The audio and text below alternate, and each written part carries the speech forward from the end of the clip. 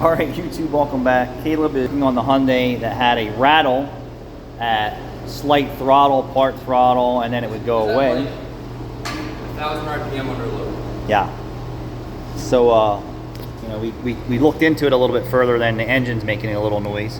And I was explaining to Caleb, since I diagnosed most of the stuff around here, is that there's a clutch drive in this, like your go-kart, but it uses ball bearings. And then what happens is this is supposed to freewheel when the charging system isn't under load for fuel efficiency and power and economy. So if you take your clutch drive and you rock it in your hands, it shouldn't be locked up all the time. And what it's trying to do is when the alternator is not under load, it's chattering between the ball bearings. So for a vehicle that's this age, is it worth taking an alternator out and just putting a new clutch drive in it? Depends on the person's budget. I, for one, am not taking an alternator out of a car that's 10 years old and just replacing the clutch drive in it. Some of them don't have quite the seal in here, and what happens is moisture and rust get inside there and it'll actually start to.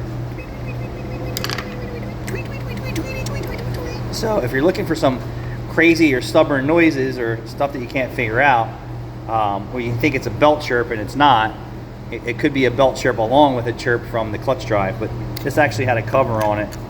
And this thing was rattling like the timing chain was rattling.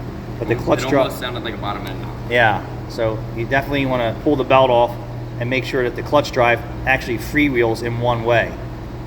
Just like your bicycle, that had freewheel. Is that what they called it, the freewheel? Yeah. So this has got, it's either seized or, the bearings are elongated and it can't rotate it anymore inside, and that's that. So we're going to put a new alternator in this car, and then we're going to put a new belt on it. We're going to fire it up. But yeah, and he also has another noise that he's describing in the car. So when I looked at it, I got engine noise, I got this weird rattle, and then he said there's another noise. I said, listen, I can't chase down any more noises until you start fixing. Until I start fixing some stuff. And I need to, charge you to take the belt off to diagnose what's going on here. And it's a good thing when you're chasing down noises to get the belt off the engine and inspect every rotating piece.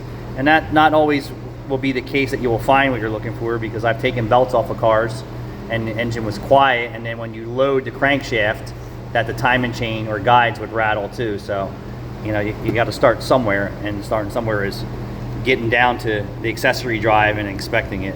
So once we get the new alternator, we'll do a video on what a new clutch drive should feel like. And in most cases, how you tell, if there's a cover on it, typically it's a clutch drive.